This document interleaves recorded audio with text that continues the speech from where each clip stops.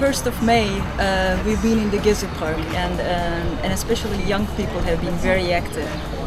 Most of the people who are in the Gezi Park are actually not part of a civil society organization, or they do not belong to any political party, and it's a quite new phenomenon for Turkish social movement history as well. The fact that they are not particularly involved in classical ways of political participation. So currently what's been going on in Gezi Park, it seems like the police violence unfortunately continues.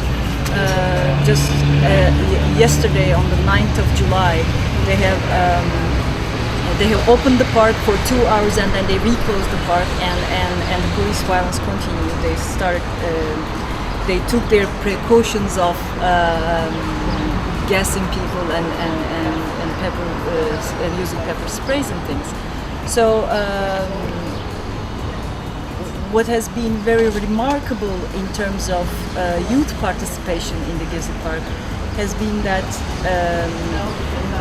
we were always thinking, and most of the professors, such as myself, we were always criticizing our students not to be not politically very active and not really caring about what's going on in their environment. But what has happened in Gezi Park and their reactions and the way that they handle the protests, just laughing, enjoying it, and making very satirical comments about the government, about the apparatuses of state, has taught us that this is a new type of citizenship. Actually, this is a new type of protest. So we're quite hopeful about that.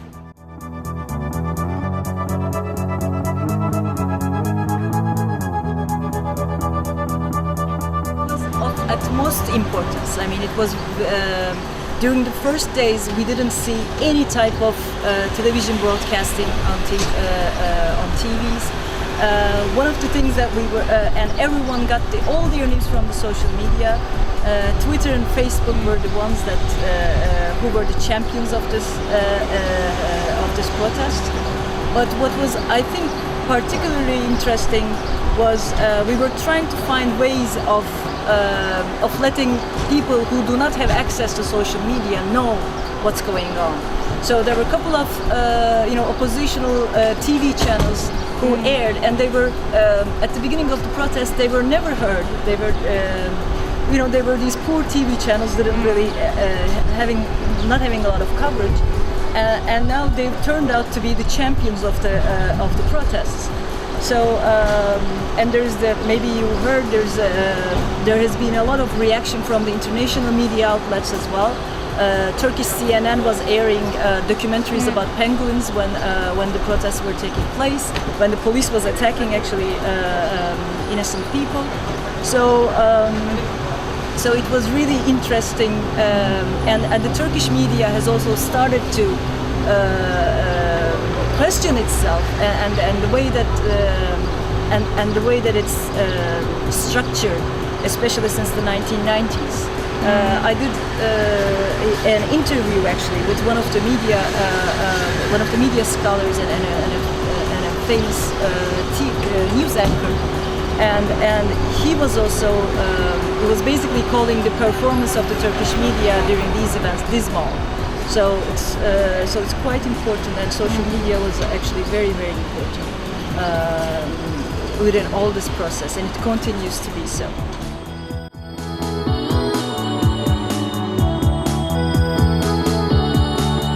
This is local anymore. So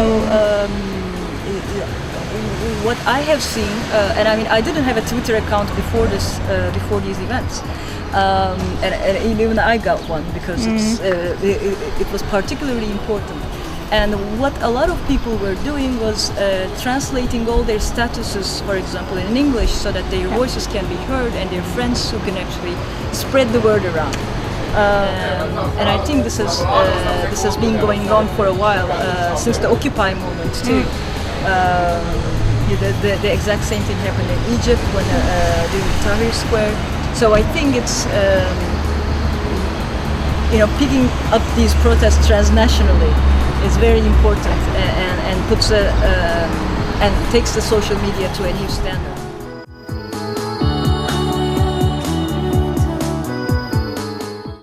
I'm actually the vice president of the European movement in Turkey, and we've been working towards supporting Turkey's membership to the European Union for quite some time now. And I'm also a scholar. I'm an academic at Okan University in Istanbul, and I'm mostly working on civil society in Turkey, civil society-EU relations, democratization, and citizenship in Turkey and beyond. Cosmopolitan, and as a Turkish citizen, visa-free.